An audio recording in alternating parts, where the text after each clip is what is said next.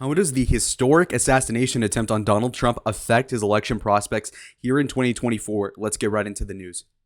So first and foremost, we're going to start out with a snapshot of what we're working with. This is going to be a very niche era in history when you're watching this video where Trump has not announced his vice presidential candidate and he's missing a chunk of his ear right now. And so let's look into the facts. So for starters, you have to look at what happened right the day before of the shooting. When you look at it, Donald Trump was leading Joe Biden by about 56%, or actually 46, and he had 60% odds of winning the presidency, and Joe's numbers are artificially low because of this whole nomination issue. But two things have happened since then. In those past 3 days over the weekend, we saw Donald Trump obviously buoy his support and solidify his chances to win because of what happened, making him a martyr without actually dying. So a best of both worlds scenario in the most cynical Machiavellian way of looking at it. And also Joe Biden, who's the current president, basically locked in the nomination as the news drifted away, much like the bullet did from Trump's head, towards a nomenclature about Trump and instead not talking about Joe Biden's cognitive decline. So one guy could have had his brains blown and the other guy has no brains at all. And Joe is lucky enough for the conversation to be about Donald Trump.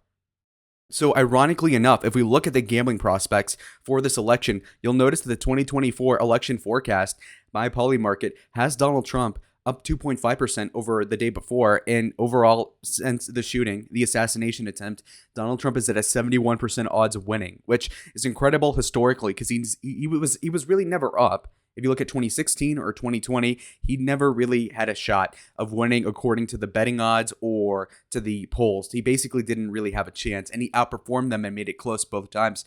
Now, so he's at 71. So then Joe logically would be like at 30, but no, Joe's at 17. Now, mind you, he's still better off than he was initially. Okay, so keep that in mind. You obviously knew that, Joe was on track of losing. In fact, prior to the debate, he was already probably going to lose. The debate made it all the more likely, and then this also cemented it. But what did it cement? It cemented that not only will Joe Biden be the nominee for all intents and purposes, but it also cements that Trump will also win. So both of their chances actually went up. Now, the reason why I make this video is because, as you can see, if you were to just look up the latest polls, you wouldn't really find anything conclusive over this assassination attempt for a couple different reasons. There is often a lag of several days before you get an accurate polling verdict. Ironically, like with the conviction, you had to wait days to get a conclusive sample size of people surveyed about what they thought on that thing. And so, for example, the RCP average, obviously, the polling has it at only 4 days ago is the most recent one incorporated into the aggregate. And so I'm going to give you some special sauce here. As you guys can see, I actually was able to find the most recent poll as of right this second. It's a national poll by 3W Insights for the Welcome Pack, which is a democratically funded pack. Not democratic as if you're voting, but democratic as if you're voting blue, because this is a Democrat-sponsored poll, guys. This is incredible as a result. So keep in mind, the sample was broken down from July 8th to 13th. 13th was the day, obviously, of that shooting. We have polling from the 13th to the 14th, and we're going to look at that too. So first and foremost, the normal polling from the past week had Trump over Biden 46% to 43. That's a 3% difference, okay? A Trump lead by 3. Now, you look at the shooting afterwards, and you'll notice that Trump is up by 4%, so 47 to 43. So it helps Trump out by 1. Now, you might say, well, the guy almost died. How is it only helping him by 1? Answer is a couple of different things. First of all, the country is very, very much polarized. You wouldn't see New York go Republican no matter what happened. And in the day it does, I'll be so happy. But the point is that we're polarized. And so even if you're winning by a lot, it doesn't mean much. It's kind of like if you were to grade out a boxing match, the point differential usually isn't that crazy unless there's a knockout, because obviously you're only winning by a few points, a judge split decision most of the time. And that's how elections nowadays work. It's not like, the Civil War era or another time when you would have seen a very big landslide victory, or even the Reagan era. And speaking of which, a 1% difference in this era is actually pretty nominally crazy. Because again, if you add 1% to, let's say, the last election results, you'll notice that, okay, Trump wins Georgia, Trump wins Arizona, he wins Wisconsin, and he wins the election. Bottom line, you do a 1% better, it changes the whole game, because you're adding 1% also presumably to all the swing states. And swing states are what? Small sliver, blue or red, purple, really, in the truest form. And so that 1 percentage point difference actually helps Trump out a lot. A 1% difference in the popular vote, once you're really close, is basically increasing your odds like 20%. And so, this, if Trump were to just add another point to the polls, that would increase his odds of winning from, let's say, 80 to 90%. And that's pretty massive. And here's another answer to why the polling isn't that advantageous to Donald Trump, despite things being so lopsided, is that, again, like I said before, it's a democratically funded poll. Okay, so this is going to be biased towards the Democrats. When a Republican pays for a poll, they tend to be biased. Maybe not on purpose, as they don't want to shoot themselves in the foot, but obviously there's a confirmation bias depending on how you do the poll. And so that being said, maybe Trump up by 4, according to Democrats, might be like a Trump up by like 8, in reality. We don't really know yet. So to elaborate on the theory more, because I've absolutely scoured the internet for polls and we've ran out of polls, but let's use some other metrics to predict this, and then we're going to get to the final map outlay in a few minutes. Now, look at this. The disapproval for Joe Biden, like usual, is about, the majority of the country, obviously, and it's teetering anywhere from like 18 and 19 percentage points as of the last several days. That's not a shock to anybody watching this, I hope. Now, here's a couple of complicating factors, though. Joe Biden, in his response to this assassination attempt, has been all right. Again, according to a low bar, granted, yes. So, for a guy who is known for not speaking well and is senile by the majority of Americans' opinion, for him to not do too many mistakes in a teleprompted speech that's only like 3 minutes actually is a W for him. Granted, he's still going to lose at this rate, but the truth is that it's not that bad. And so it's not so much that Biden will be seen as a loser over this assassination attempt. It's more so that people are going to work their way around Trump. And what I mean is that they're going to maybe not hate him so much. And it's kind of like if you saw, like let's say you had you had somebody who you didn't like and they got beat up with a baseball bat. Unless you're sadistic, you're going to be like, oh, crap. Well, that sucks to be them at least. So if you're a Democrat who isn't insane, you ought to think, well, wow, he could have actually died. This is serious. Because all the time the Democrats might say, oh, Trump paints himself to be a victim and whatever. But I mean, he literally was in this case. And so there's no arguing your way out of it. And leave it to some very sick, deranged individuals like Stephen Banel or Destiny, who is, again, a very, very, very nasty person, saying that he felt conflicted about the whole thing and making jokes at Trump's expense with his life on the line. And so it's a very niche amount of people that would not warm up to Donald Trump. Not to say they would change their vote, but they'd be like, oh, man, what the hell? It kind of humanizes him. And so maybe his disapproval would be ameliorated, and that might actually help him in the election. A lot of apathetic people might turn out to vote to say, like, okay, you know what? This guy literally almost died for me indirectly. How about I actually go and vote for him? And so that's the logic behind this sort of election. So now getting to the final prediction, we're going to go state by state. So first and foremost, we're going to start out Florida. We're going to make it red. There's no argument there. You already heard me enough. Ohio, same logic again. Now, granted, this is assuming no VP pick. It might happen as soon as today or the incoming days. So just be super careful for that. But I don't think it would make much of a difference in this election regardless, as it is likely to be a Trump win.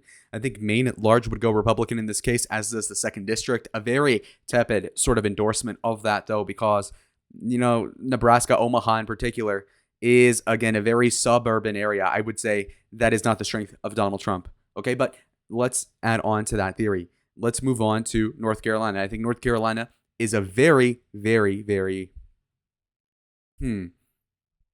because it's not so much of a question of if Trump wins it. It's just by how much. This adds into the Republican nominee for governor. Will Mark Robinson win that seat over Cooper? That's a very big question. But for now, we just need to answer the presidential one. And so that's going to be obvious. The other complicating factors include other states, kind of like Georgia, because while, again, will Trump win the state? Yes, but by how much? By how much? Remember the last election. Who do you think won? And wasn't enough of a margin to stop what happened in the morning?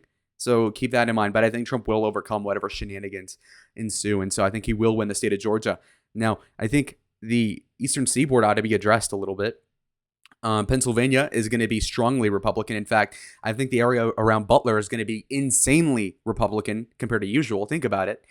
look at what happened. Bad things happened in Pennsylvania, said Trump on the debate stage. But you know what? I think nowadays something beautiful might happen for him because the turnout for the MAGA people is going to be insane. Just imagine. What more could they ask for in a nominee for them to vote? Seriously, like the guy literally got shot, got back up, and then had to pump his fist and had the balls to do that. I think it's a real dog moment in a good way. Now, I think moving on, Arizona is also pretty resolutely Republican. It was already trending that way for months, and it's not really the best Trump state insofar as electability is concerned. But given the foretelling of Biden's collapse, basically, I already called it, but basically, just to put it in layman's terms, the people of Arizona really hate Biden more than they do Trump, and that's just the bottom line. All right, Nevada, similar thing. In fact, it might be, like a sister state when it comes to electoral politics with Arizona, because Nevada has a particular brand that is basically, in a way, kind of, I think, socially liberal, but also there's this predisposition towards obviously the Hispanic trends too that we have to keep in mind. And so Hispanics are going to be more Republican than in 2020 and 2016 and decades prior even. The truth is that in and of itself would probably flip the state. And then I think that the white voters would also be more amenable to Donald Trump this time around, as you saw that in 2020, a lot of people were of the stratum of just being anti-Trump due to his brash nature. But again, a lot of those concerns are ameliorated by the fact that he got shot. And so I think that is perfect logic to make Nevada red. And mind you, I'm putting in my own conjecture and my own logic because obviously Trump is already winning the states. Like if I go to Nevada, you'll notice that Trump is up by, let's see, 5.2 percentage points prior to the assassination attempt, which is to say, of course, I'm adding on to what is seemingly already being dictated by the map. I'm just adding more flavor to it. Now, Nevada was 2.4 points Democrat. That might tell you, well, oh my God, it might be close. It's like, well, no, not really, because this state of Nevada voted 2 points more Republican than did the rest of the country as a wholesale popular vote. And so that's a really good sign, because if Trump's winning the popular vote by, let's say, 4%, then Nevada could go Republican by about 7%. Anyhow, we have the next state of Wisconsin. I think Wisconsin, the RNC is going to happen literally very soon. And it's happening right now if you're watching this. That sort of infrastructure investment is only bringing goodwill to the Republican Party. You have Turning Point Action, which is a political arm, obviously more oriented towards getting votes of Turning Point USA. And they're putting in millions of dollars towards Wisconsin, I think Georgia and Arizona. Point being is that obviously Wisconsin will have more funding than it did in the last election to get out low propensity voters of the Republican persuasion. And I think that will certainly help out that result. What more can one say? You even look at the last election and you'll notice that Trump outperformed by about 4 percentage points in the popular vote in the state of Wisconsin. And that's with shenanigans, by the way. So let's not elaborate on that, but you got my point, right? Okay. I'm assuming. Comment down below if you got my point. Like the video if you're getting what I'm getting at. All right. I'm talking fast. Am I auctioning my prediction? We don't know. But anyway, so Michigan also will be, I think, a little closer than Wisconsin, just because of its nature. It just overall is probably the most liberal out of the three Rust Belt states, the big three. No, keep in mind also that I think Michigan will have the second most investment out of the Biden team, money-wise, because just think about it. You have one state in Pennsylvania with 19 votes, Michigan with 15, Wisconsin with 10. I would say these are the three most consequential states for the election, theoretically, one could argue. And so with that being said, obviously Michigan has the second most electoral votes. Therefore, it just makes sense for that to be the case. Now, we do have the whole Gaza stuff. I think October 7th and that whole the Arabs won't vote for Biden. I think that's going to dissipate over time. Just time heals all and it atrophies people's memory. And so we're going to keep that the same. Anyway, okay, so I think this is a difficult one. Minnesota went to Biden in 2020 by 7.1. Now, granted, it voted, 2.5 points to the left of the country. So the country voted 4.5 for Biden at 2.5 or 6. That's 7.1% for Biden in 2020. I think in 2024, obviously the popular vote is, Republican plus 4. So Trump wins it by 4. Well, that would mean that it would vote 2.5 minus 4, which would be a Trump victory of 1%, which actually would be the first time a Republican won the state of Minnesota, believe it or not, since I think 1972, maybe. Crazy. But anyhow, New Hampshire, also pretty difficult to tell, but I think the logic still proceeds because New Hampshire voted 7.4 for Biden. So if you just use my math that we applied here in Minnesota, then you could probably have a Trump win of like 0.5, actually. So super close. Which one should I go with? New Jersey next. Okay, New Jersey is a fringe state. No, New Jersey went pretty Republican. Psych. In 2020, it went to Biden by 16.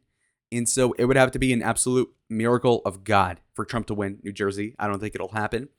I think he's going to get it pretty close. He might lose it by like 4 or 5. But the truth is that to make it just be that elastic is kind of nuts. Look, I'm just going to be honest. If New Jersey's flipping, then you got to be looking at New York. You got to be looking at Delaware easily. I mean, come on. So no, I really don't see it happening. Even post-assassination attempt.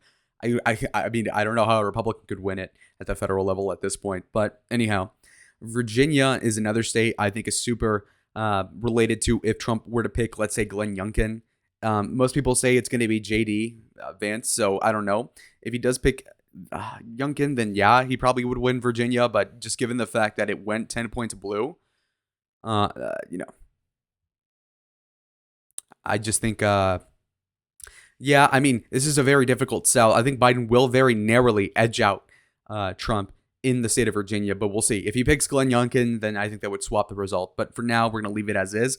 Also, we do have Colorado and New Mexico. New Mexico is super close to Republican in the scenario, but I would still lean it blue. I just don't see why it would go 10 points the other direction. You could see states go maybe 8% towards Trump as compared to 2020, but 10 is definitely pushing it. And so Colorado obviously voted to the left of New Mexico. So if, New Mexico goes blue, then so does Colorado. So there you go. You have 329 electoral votes for Donald Trump. Biden-Harris, that ticket gets 209 votes. And so they lose by more than Trump lost in 2020. Wink, wink. Okay, there you go. Delayed reaction. But hopefully you like that video. I kind of had to do this in a rush because of the craziness going on in the country, but I will get back to you as soon as I can. Like the video if you like the video. I really need that for the success of the channel. You want to see me grow? I want to see you like the video, but I'll see y'all in the next one. Adios.